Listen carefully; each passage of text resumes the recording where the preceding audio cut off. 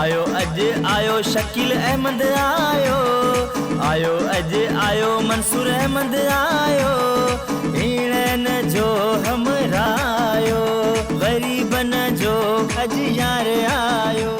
आज की इस तकरीब के रूह रवां ज़ोहेब अमजद आराई जिन्होंने ये तकरीब आज मुनक्कद की है। ज़ोहेब अमजद जो हैं इस वार्ड से अनअपोज हुए हैं,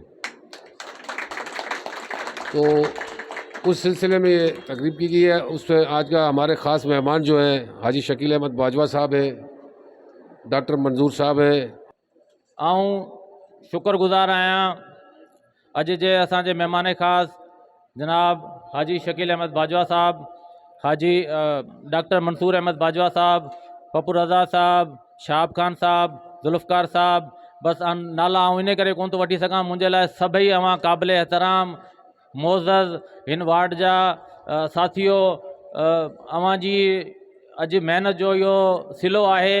तव्हां ही वार्ड नंबर 8 जेको आहे पाकिस्तान पीपल्स पार्टी जो अॻे ई किलो आहे, पर हिन में अवां जी मोहब्बतनि, अवां जी सच्चाई हिन वार्ड खे अॼु एतिरे क़दुरु उन सां गॾोगॾु नवाब तैमूर टालपुर साहब जो विज़न ऐं हाजी शकील अहमद बाजवा साहब जी महिनत, डॉक्टर मंसूर अहमद बाजवा साहब जी महिनत ऐं अवां सभिनी जी सच्चाई अॼु हिन वार्ड खे अल्हम्दुलिल्लाह अनअपोज़ करे छॾियो आहे। शकील अहमद बाजवा साहब असांजा चेयरमैन हुआ। ऐं तमामु घणो शुक्रगुज़ार आहियां साईं जन हिते मौजूदु आहिनि। असां सां ऐं कुंडरी शहर सां ज़्यादती हूंदी, हिननि अल्लाह जी महिरबानी सां एतिरी सच्चाई सां असांखे असांजो साथ ॾिनो। ख़ासि करे वार्ड नंबर 8 में असांखे एतिरो फ्री हैंड ॾिनो। असां पंहिंजी मर्ज़ी सां हिते अल्लाह जी महिरबानी सां तमामु घणियूं स्कीमूं ॾिनियूं आहिनि। अवां जी ख़िदमत करण जी कोशिशि कई आहे। अल्लाह जे फज़ल करम सां हाणे बि अवां जी मोहबतनि जे करे, अवां जी सच्चाई जे करे असां तमामु आइंदा बि जेको आहे महिनत कंदासीं। इंशाअल्लाह जेके मसइला मसाइल आहिनि उहे असां इन खां बाख़ूबी वाक़िफ़ आहियूं ऐं मुंहिंजो रब साईं कंदो जेके रहियल मसइला आहिनि इंशाअल्लाह जीअं हाजी साहब असांजी चेयरमैन जी सीट ते वेहंदो, चाहे पाणी जो मसइलो हुजे जे या ॿियो मसइलो हुजे, इंशाअल्लाह हुनखे फौरी प्रियारिटी ते असीं दरख़्वास्त कंदसि। ऐं मूं अॻु में बि साईं सां ज़िक्र कयो आहे, अल्लाह जी महिरबानी सां उनखे इंशाअल्लाह प्रियारिटी ते रखे इहो मसइलो अवां जो पाणी जो इंशाअल्लाह हल कराईंदासीं। ऐं हाणे वधीक टाइम कोन थो वठां। ऐं तमामु सभिनी जो शुक्रगुज़ार आहियां, हिते आयल महिमाननि जो शुक्रगुज़ार आहियां। काउंसलर रहियो आहे 4 साल ऐं बि हिन वार्ड में हलंदो रहियो आहे। ज़ोहेब साहब सां गॾु ॾाढा कम कराया आहिनि।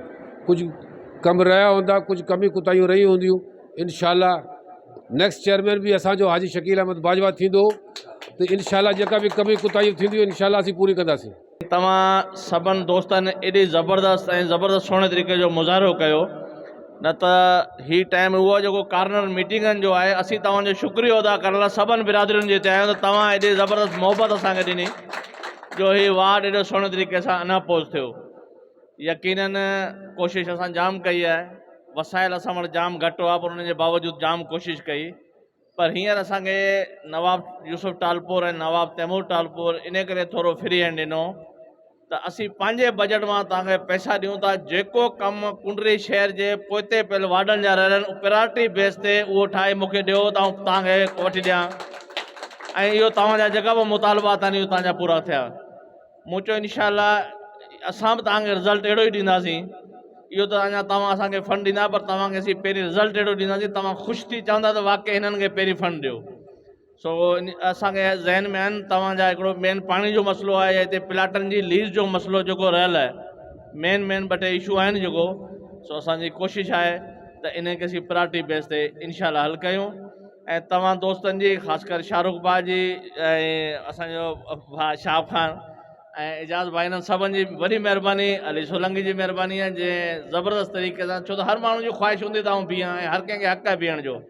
कंहिंखे तव्हां रोकी कोन था सघो, जंहिं वटि क़ौमी शनाख्ती कार्ड आहे त नथो बीह सघे, सभु को बीह सघे थो। पर हिननि महिरबानी कई ऐं यकजहती जो मुज़ाहिरो कयो ऐं असांखे सुरख़ुरू कयो। तव्हां सभिनि जा लख शुक्रिया, महिरबानी, थैंक यू। बिस्मिल्लाहिर्रहमानिर्रहीम। अस्सलाम वालेकुम। वार्ड नंबर 8 आपको पता है कि वार्ड नंबर 8 माशाल्लाह अल्लाह की मेहरबानी से नवाब तैमूर टालपुर साहब और हाजी शकील अहमद बाजवा साहब की मेहनतों के समर की वजह से आज जो है वो अन्नपोत हो गया है।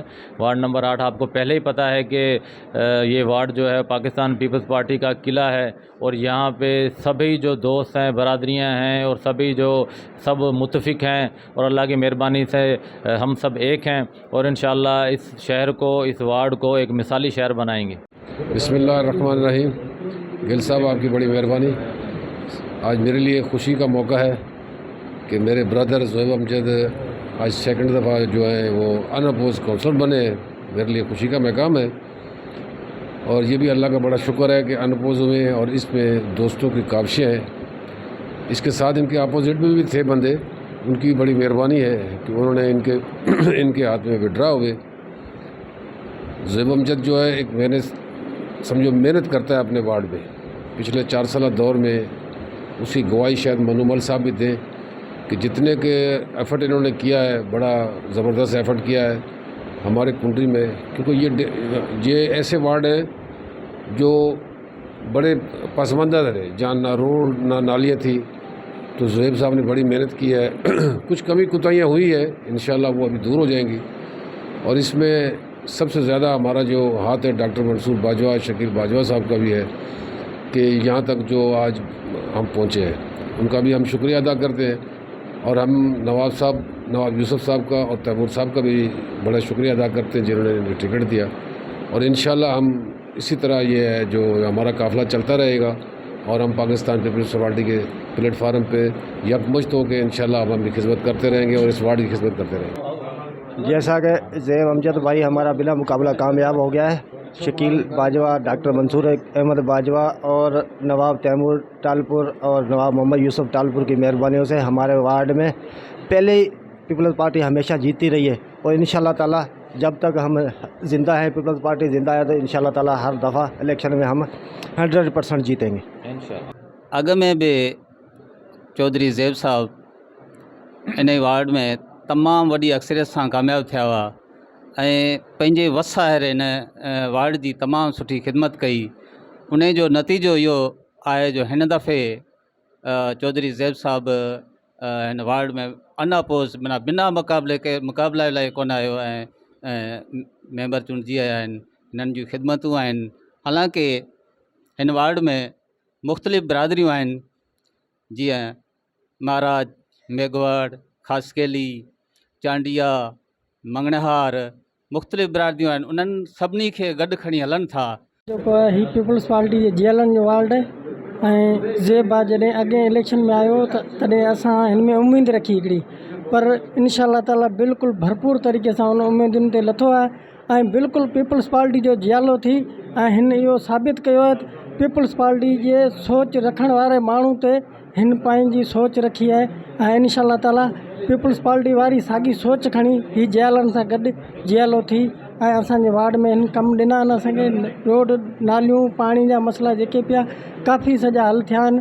बाक़ी कुझु आहिनि मसइला, उहे इंशाल्लाह ताला हाणोके चकर जेको आहे सो इंशाल्लाह ताला सॼा मसइला हल करे छॾींदा। ये तो तव्हां सभिनी खे ख़बर आहे त ही वार्ड नंबर 8 न बल्कि शहर न बल्कि पूरी सिंध इंशाल्लाह पीपल्स पार्टी सां गॾु आहे ऐं हर क़दम ते जीअं तव्हां ॾिठो हूंदो त हर इलेक्शन में असांजी पीपल्स पार्टी सदाईं असांजो जेको आहे माण्हुनि साथ ॾिनो आहे।